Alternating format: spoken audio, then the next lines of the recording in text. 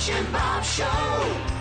World famous Butch and Bob Show here on WIFO 105.5 FM in Jesup. Big Dog Country Radio. Morning, Bob. Good morning. Boy, you're all bulldog out this morning, man. Bulldog cap, hoodie, everything, man. Getting fired up for the big game. Fired up for that big game on Santa Saturday. Santa Claus got me in the SEC championship game. Now it's come to time. I'm going to ask him for a national championship, so it's all good, man. All right.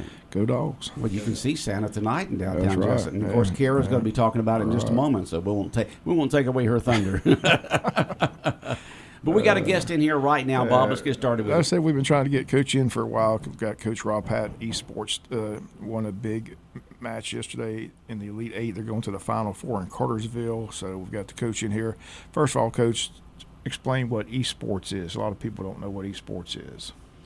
Well, to put it in regular terms, it's video game competitions. Competition. It's been gathering steam worldwide for a couple decades now. You can see various games play on ESPN these days. There's a few of them that have been around a while, like League of Legends, but just about any of the really popular games that are competitive you're going to see esports competition in. We do the games that are most popular and the ones we can get a squad together for. The team includes, usually we have squads for 2 or 3 different games. This year we were fielding a squad for League of Legends and one for Super Smash actually 2 squads for Super Smash Brothers, a varsity and a junior varsity. So you play those same games all year long? That's right. The season runs, we play the fall season, which is the competitive season for GHSA. Now, we wouldn't be playing these if they weren't a GHSA athletic event. So we're under athletics. Yeah. Justin McDonald's my boss. Tip of the hat to him. He's been very supportive. And we run the season according to the GHSA schedule. I want to go ahead and explain to folks, we're having a new roof put on here at the radio station. So if you hear knocking through your speakers, your engine's not knocking. You don't have something knocking in your house or home or whatever. They're nailing the new the shingles and tar down, not tar, that paper tar down below it and stuff like that. So that's what you hear, folks, when you hear that knocking. Okay, go ahead, Coach. Oh, well, I was just talking about how GHSA runs the events. They partner with a group based in California called Play Versus, who is the officials, the game time officials, and they do the brackets and so forth. So we play remotely throughout the season, and that's the great thing about esports is you don't have to worry about heat exhaustion and so forth. You just play from home, right? You don't have to go on the road. Can't play from home. You got to be on campus. Well, that's what I mean. And you got to, yeah, that's right. From your home school. Coaches got to be present. Yep. Play from school, and we play through hardwired connections. You could do Wi-Fi, but it's slower, so they recommend either hardwired connections, and. There's a technical side of that. Joseph Moody's been really good about helping us make sure we're up to snuff and can be. He's our district IT network guy, and making sure that we've got the speed that we need to compete. How do you win? Okay, is it one-on-one? Is it team versus team? How does it work? Well, I've only advocated for and promoted team sports. There are a couple of one-on-one games that we have not yet fielded squads for. I'm interested in that. If people are interested in those will be titles that you're aware of: Madden, Y2K basketball. So those are not off the table, but we just haven't fielded them. So you do a team sport. All the ones that we've done have teams. I call the teams squads because I like to think of them as all part of the esports team. Right. And how do you win? How do you know who wins? Well, let's just talk about where we are right now with our game that we have advanced to the Final Four in is Super Smash Brothers Ultimate, or just Smash for short. That's a Nintendo game with characters. It's a fighting game with characters like Donkey Kong or Mario and a lot of others, characters from a lot of other Nintendo games. And they fight it out, right? So in I see. The competitive play during the season and for the playoffs is a match consists of team versus team. Each team is 3 people, and you play best of 5 games. Okay, so a game would be one player versus another player. Okay, and you don't exactly know which order who you're going to have to play, which of their players. You've got stats on each of their players, which is their favorite strategy to use, and they know that about us. But until the match starts, you don't know which of the opponent's players you're going to be up against. So that's a little bit of the strategy there. But once you are involved in those matches, best 3 out of 5 games, then each game is best 2 out of 3 sets. So each set, is 3 lives, 3 stocks they call them. So you have, one player. Let's just take you through yesterday's match. I mean, this will help you understand what happened. Our player, Asher Montpetit, was up against Mac Hartley in the first game, and Mac Hartley from Westminster beat him in the first set. Asher came back, saw how he was playing, and beat him in set 2 and 3, and therefore he wins that game, right? So we go on to game 2 in that in the match, 1 ahead, right? So we're 1-0. And then Adam French comes up, and a lot of times I think of these players as the characters they play, though, because they have their favorite characters.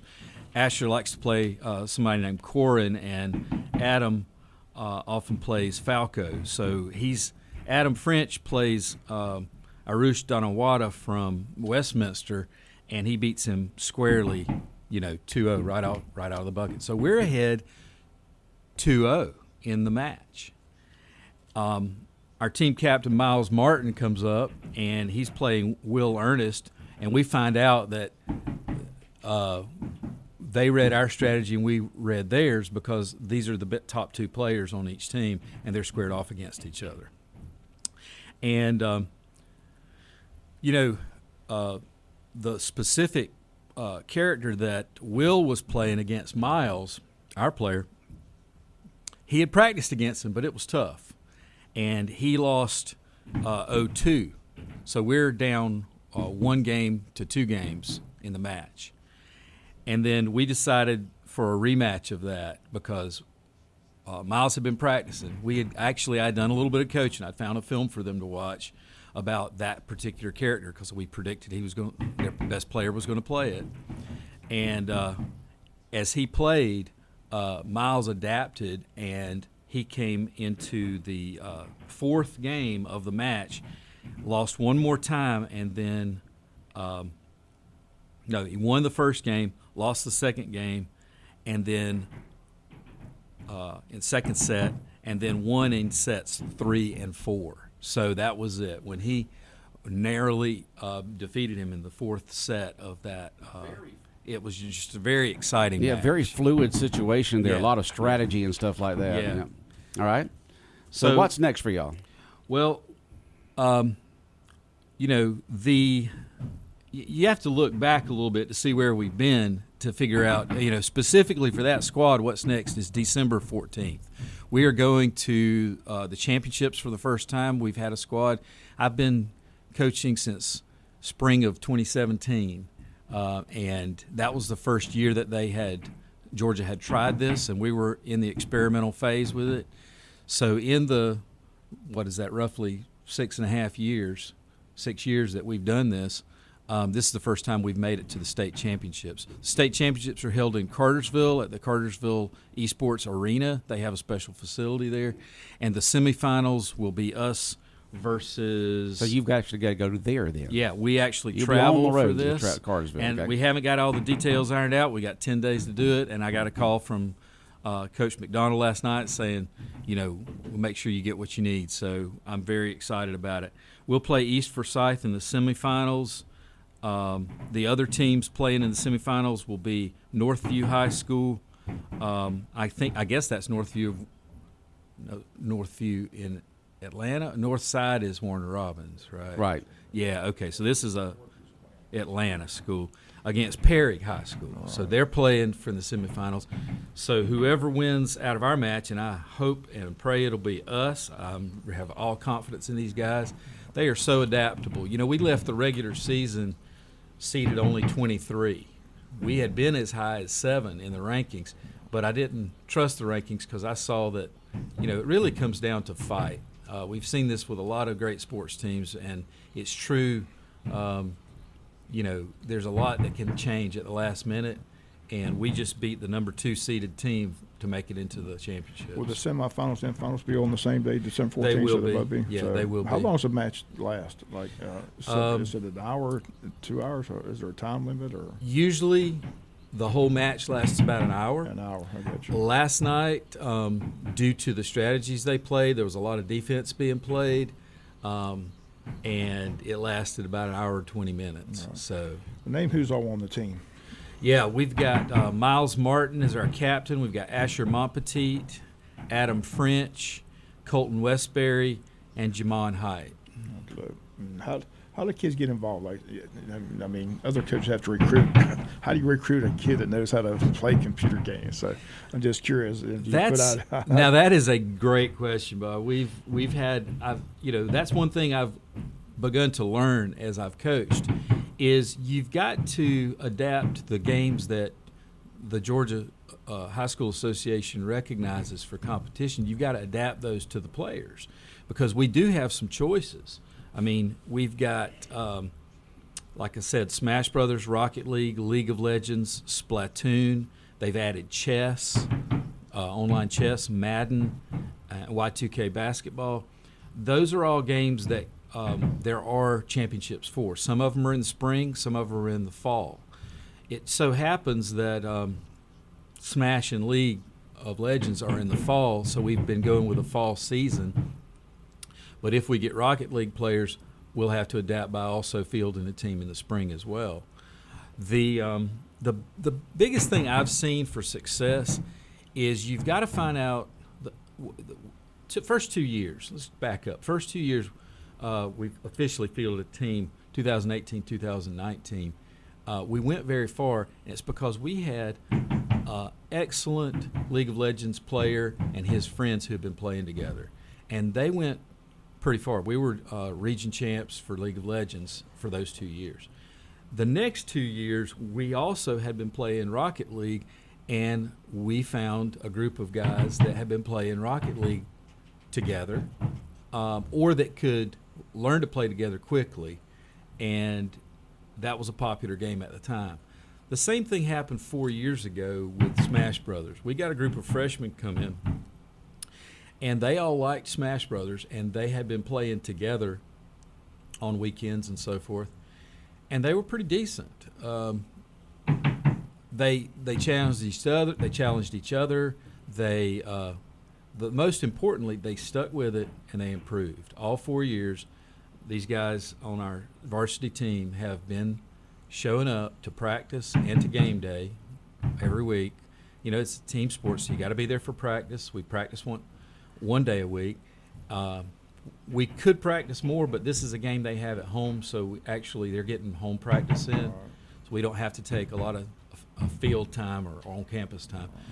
But most importantly, they show up for game days ready to play. And I really have to say thank you to the parents who have supported their kids all these years and providing transportation for them, especially this Smash crew. 4 years, the Westburys, the Martins, the Montpetits, Adam French's mom and dad. They've really and also Miss Height have all been there to provide transportation and support the program a lot. We've even had the parents provide shirts for us and things like that. So it's been good to have that kind of team building that the parents support. That's really what makes it successful. If you got a game that kids want to play, they'll play it together, they'll stick with it, and the parents support it. I'm watching a preview of League of Legends right now, and pretty that is intense, complicated. Yeah, I couldn't even get out of the starter's block on this thing, man. League of Legends takes a lot of time to get good at, and we're seeing fewer and fewer teams show up for that. the future of esports really depends on people coming to me as freshmen and saying, I want to play and I'm willing to play one of these games. You know, there's so many games out there. Right. And so many of them are first-person shooters. These kids love to play those games. They're very popular, but as a high school, we're not going to support a game that's focused on physical killing and things like that. These are safe games that are family-friendly, sports-oriented, competition-oriented, and like I say, we prefer the team sports because what it means is that they get to learn to communicate, coordinate, strategize, and really stick together. Okay. Well, again, we appreciate you coming in. Wish you the best of luck. Again, December 14th, we'll follow it closely, and safe trip to Cartersville. Thank you thanks so much. Folks. And I want to thank Brett McDaniel. Certainly want to thank Justin McDonald for his support again. Madeline Lazert, who's my co-sponsor at Gamma, our support club, our game club. Nicole Gray, who's been a fan and a supporter. And Cynthia Brannon, same way. I mean, those are our athletic secretaries. They've been there for us all the way. Katie Ward, Michael Ward, very supportive in their roles as colleagues. Craig Davis, who got us our start, he was the one who really advocated for us to start this back in 2017. And Alex Gwynn, he's been a player. He didn't make it on the team this year, but he's been a supporter on the team as well. I want to thank him for his participation. And want to invite anybody that wants to travel with us or meet us there. And that's where now? December 14th in Cartersville, Georgia. And we'll be inside, so don't worry about having to wear your winter coat except for outside getting there. That's the state semifinals and finals, right? State semifinals and finals on Saturday, December 14th. All right. Well, Coach, Rob Patton, Esports, Wayne County High School, congratulations. Well, happy for Wayne County, and thank you so much, guys. All right, we got more guests in the green room. Lots of stuff going on in downtown Jesup. We're going to find out about it in just a moment. South Georgia weather. Here's your WIFO forecast. Good morning, everyone. Cloudy skies to start our Thursday forecast. Temperatures today will climb into the mid-60s. It'll get a little breezy through the afternoon. Tonight, cloudy and a low of 40.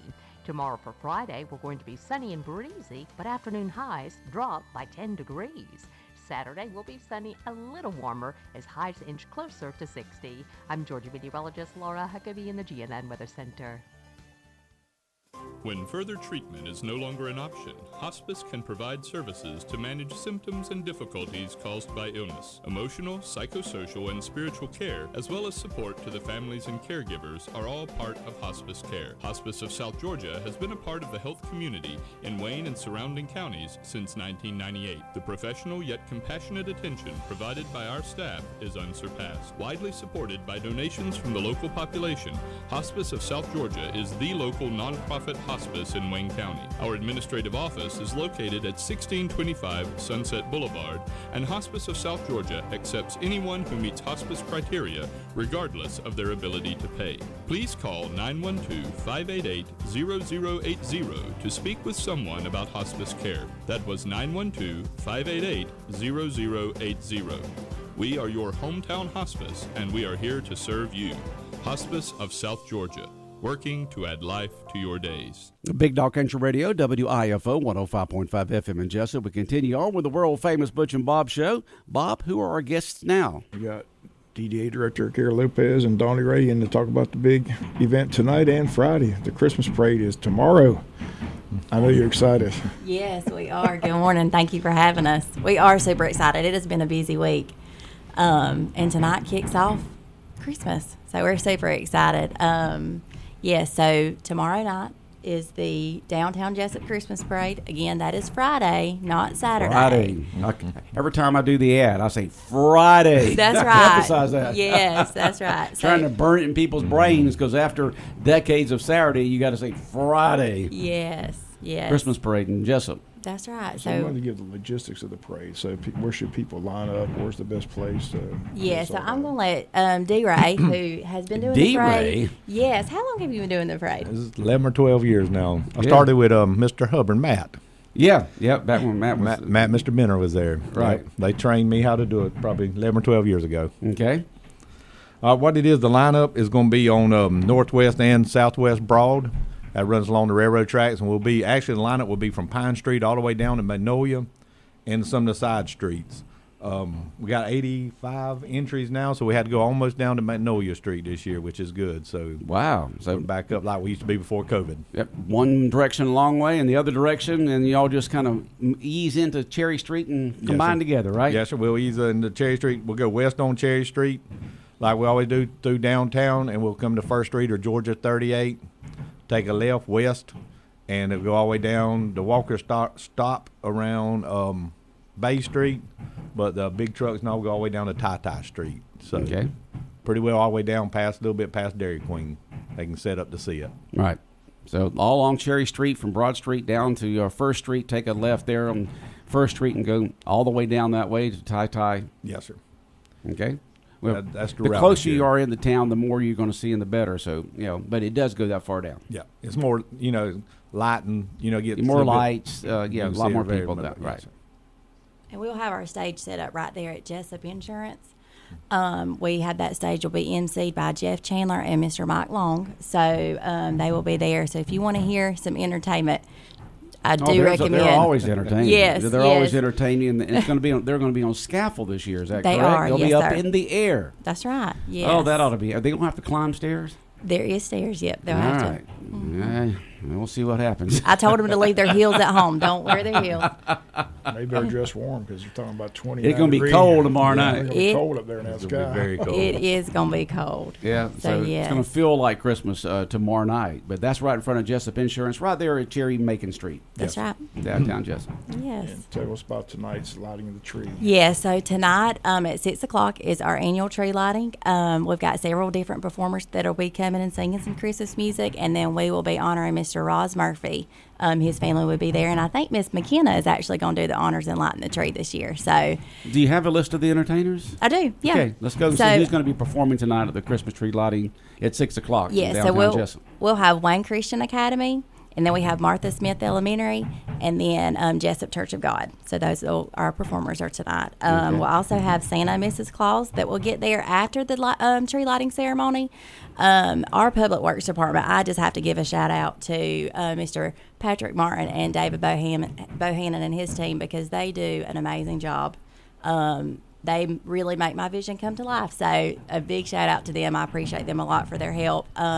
So we have got a nice backdrop set up for Santa and Mrs. Claus. And then the sleigh is also going to be in the park. And I think the Grinch is going to try to take over Santa's sleigh. So we'll have to watch out for that sneaky Grinch. Yes. And then Mr. Gene McLean will be there with carriage rides. So we'll have an opportunity for families. Carriage. Yep.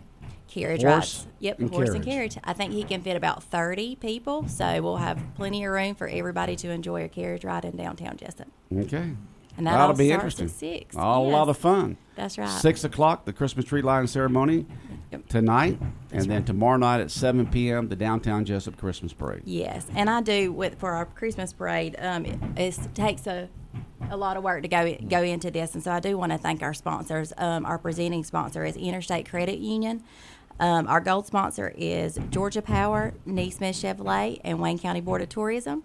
And then we've got several silver sponsors: Ottawa Federal Credit Union, EAM, Wayne Memorial Hospital, Daybreak Insulation, Mr. Mark Tootle, who does our sound, and another big shout out to him as well, Reliable Roll-Off Solutions, and then our bronze sponsor is State Farm, David Earl Keith, Hagen Bones, Satilla REMC, and then the First Bank. So we just appreciate all of our sponsors, and of course our team that is working extra hard to make this parade happen, especially D-Ray. We were out there marking spots yesterday, just getting ready. So if you don't have any plans, please do join us tonight at 6 o'clock at Bland Park, and then again tomorrow, Friday, for our Christmas parade. All the people who are entry, they already know their number that they're going to be Yes. about where at. Yes, all of our entries have received an email yesterday. They know their lineup number, where to go, and if anybody has any questions, they know how to get a hold of Donnie Ray or I. Any Shriners this year? Yes, we will have Shriners. Oh, boy. Yes. We got a variety this year, different stuff. We got this first year in a while, we've got horses. We're going to be in it, so we got a variety this year. All right. Going to be good weather for tomorrow night for the parade. Tonight, there's no call for rain today. It's just overcast. And so it'll be nice in downtown Jesup for the tree lighting ceremony at 6, and then the parade tomorrow night, and it'll be cleared up by tomorrow night. That's right. Yeah. you're gonna post this parade on your Facebook page. Is that correct? Yes, So explain that to people that may not be able to, because there's some sick and shut in, may not be able to see. They want to see the parade. How they go about doing that? Yeah, so we will live stream the parade on the Jesup Downtown Development Authority Facebook page. So if you cannot get out Friday night, you can go to our Facebook page and watch it live, and then it will save on there so you can go back and rewatch it. So yes, if you can't get out, you can watch it on our Facebook page, and then we'll have plenty of pictures posted as well. Okay. That'll be fantastic. Sounds like it's going to be a great parade this year. We're getting back, as Donnie just said, to the pre-COVID Yes, size, sir. right? Yes, sir. And the number of entries in the parade and just all kinds of fun. And being a nighttime parade in downtown Jesup, it's just fantastic because you got those entries going by with the lights on and the music playing and all that kind of stuff. It's just really festive. That's right. I'm looking forward to it. We're excited. One other thing I like to mention is since it is on a Friday night, we're going to be downtown, be more busier than it normally is on a Saturday. So we're just asking people not to park on Cherry Street and Southwest and Northwest Broad after 5 p.m. on Friday. On so Friday. we start getting everything lined up and ready to go. So move those cars out by 5 o'clock tomorrow on Cherry Street and Broad Street. Yes, sir. So the parade could line up and get ready to start at 7. Yes, sir. And hats off to the city workers who put up the lights and all that. Like I said, downtown always looks festive this time of year, but the lights, I know it takes a long time to put all that up. It does. Yes, it is definitely a team effort, and like I said, I appreciate everyone, especially our public works department, because they do a phenomenal job. Looks nice downtown, and the music's playing, so Yes. all the good deals downtown. We encourage everybody to shop local. That's right.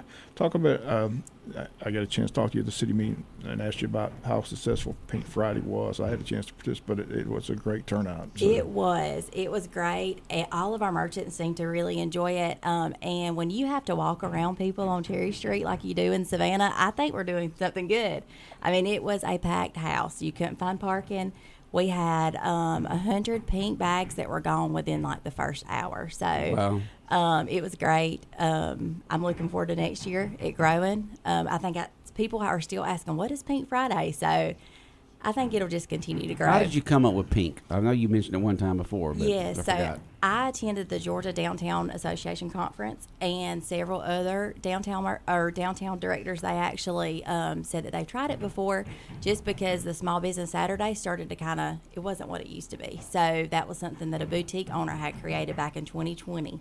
So when they told me about that, I was like, oh, I need more information. So we just got together and just kept talking. And I met several ladies from across the state of Georgia, and we actually still keep in touch now, and they do Pink Friday. And it was just something I was like, well, let's just try it. Something new, something different. So I just wondered how you came up with the color pink. Yes, that was actually, I can't take credit for that, even though pink is my favorite color.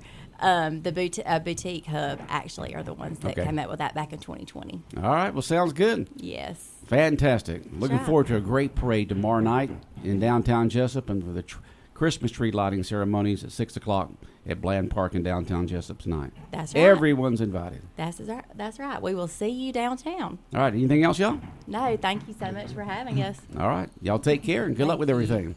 All right. The world famous Butch and Bob show here on WIFO 105.5 FM in Jesup has been brought to you by O.C. Welch Ford in Hardyville. Also brought to you by Murphy Builder Supply, First Southern Bank, and by the Service Department at GNS Auto Sales in Jesup.